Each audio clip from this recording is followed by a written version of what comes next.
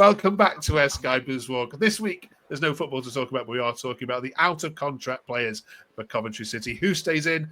Who should go? We're getting the panel's view on it all. Plus, we'll also have a little look ahead to this Friday's game against the Blades. We'll do that in a second. Let's have a look at, reportedly, from transfermarket.com, Scott, these are the players which are out of contract. I'll give you one each, if that's okay. Scott, we talked about Jamie Allen a little bit last week, but will be turning 31 next year. Does he get a new deal for you?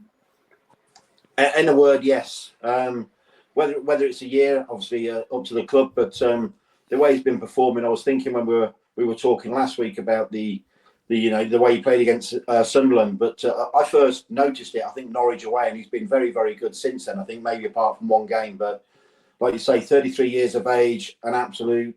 Well, I think somebody called him Duracell on Twitter the other day because he didn't stop last week. Give it a year. Obviously, it depends on whether we stay in the Championship or go up. But I think even in the Premier League, probably for 45 minutes, I think he'd do a decent job. I would give him a contract, yeah, whether it's for a year or however long, definitely. Cheers. If any of you disagree, by the way, then these do chip in. Jay, take Jamie Paterson for us.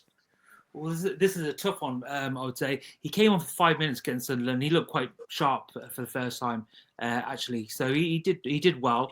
I really think, again, it's dependent on what league we're going to be in. But even if you're in the Championship, he could be a good squad player if he's happy to do that. He's 33 years old now. So I personally think we need to wait until the end of the season, see how he performs, what sort of impact he has, and sort of take from there. Really, personally, I'd like to see maybe a bit of an upgrade in player in that sort of position, that sort of left number 10 sort of role. But I think he's a good squad player to have in what we've got. Yeah, I can't see Lampard giving him another contract, to be honest.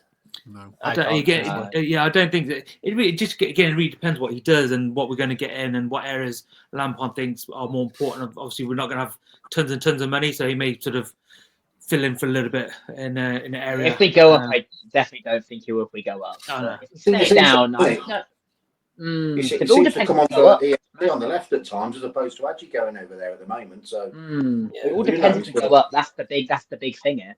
Yeah, I think it took so long for Lampard to actually make this decision to sign him that it was a bit of like, oh well, he's been training. Sure. I'll give him one to the end of the season. Training for like a month. They'd just give him a year, wouldn't they, or a 2-year contract? I think it was just more filling the numbers basically. Okay. Live his dream of playing for Cov as well. Let's stay with you, Ben, and go to Jack Burroughs. I really like Jack. I think I'd have him in the squad now. And if towards the end of the season we've already got playoffs and there's a couple of games, I'd give him a run in there and give Milan a bit of a rest. I really rate him. Yeah, he's a good size as well for our set pieces and our headers, which have been so good this season. So yeah, I'd give Jack a contract. My only thing there, Ben, is that he's gonna be 24. Very actually, yeah. Looking at his birthday there, he's gonna be 24 next week. He's a quite old player. Can't get into the team. Didn't do well. He did okay at Lincoln. Kilmarnock, he didn't do too well. He's come back now, hasn't gotten a sniff onto the bench at all, really. When he played last season, season before last, he did really well, I thought, on those couple of occasions. But I think his time may have run its course, unfortunately, me personally. But can't be called 24 old. Yeah, well, 24 is old. I feel old, not 22. You're getting on a bit, Tom. Yeah, just a bit. Tom, what about Ryan Howley? Yeah, I like Howley. He's a decent youngster. He's still young. If we go up, I don't even see him playing for the first team now. But especially if we go up, it's a tough one really because he is good for the youngsters. But I probably wouldn't. I think he could do really well elsewhere. He's gone on loan to other clubs and done pretty decent there. So probably not for me. But I do like Howley. He's a good youngster. Okay, and Keane Tyler Scott's finished off. Don't know too much about him, to be brutally honest. I think we've still got Wilson, obviously, as second. Collins. If Frank thinks he's good enough, then it's fine by me. But I don't know too much about him, to be brutally honest, Mark. I've seen him. I think he's been in the squad a couple of times, if I remember rightly, this season. But he's obviously got some ability. But I'm guessing Collins might go in the summer, so as a backup to Wilson, if he's good, then it'd be all right by me.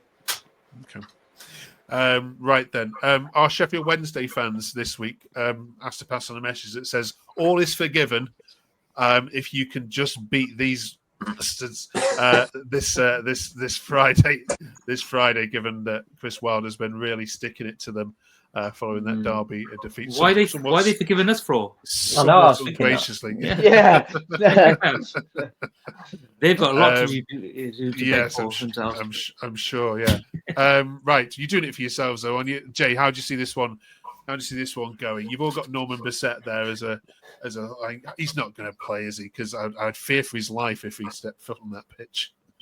Two things. One, I think if he was on the bench, I think that it will just give the Sheffield United fans a bit of fire, and they'll sort of make the atmosphere a lot more sort of crazy.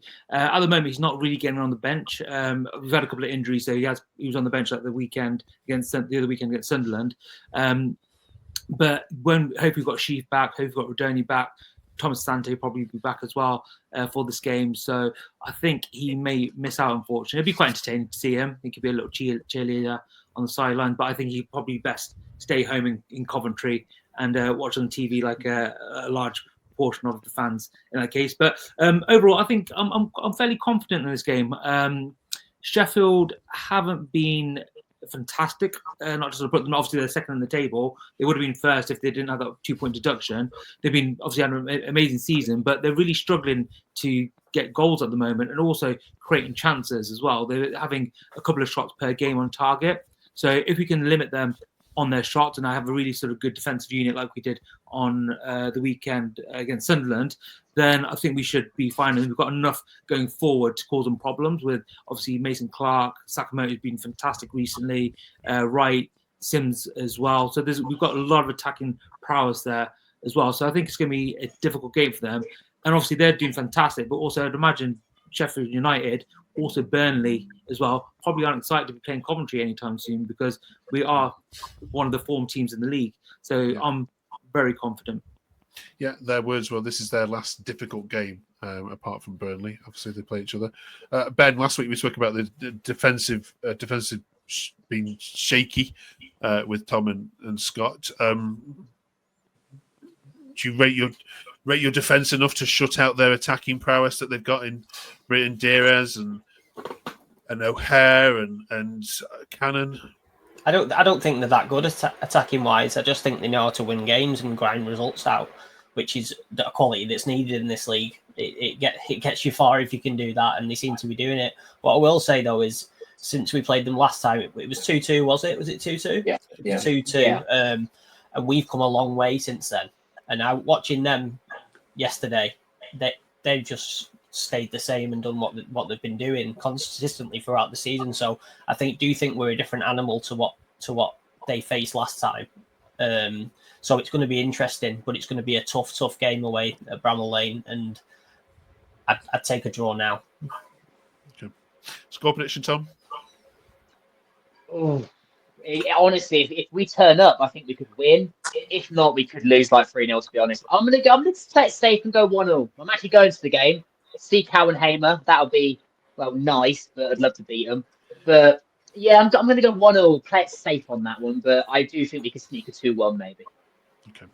All right. We'll be watching live on Sky this Friday, 7:30 kickoff. It will be something like that. 8 o'clock. It's on ITV as well now. Oh, is it? Oh, right. Yeah. Oh no, ITV commentators. Oh my God. Right. Okay. Right. Okay. I'm gonna have to mute it. Listen to Radio Coventry or something. All right. Let us know in the comments your score predictions yourselves, and if these guys have got anything wrong with their ins and outs, obviously please do tell us. Thank you very much, you four. We'll see you next week on the other side of this massive game this weekend against Sheffield United. Thanks for joining us.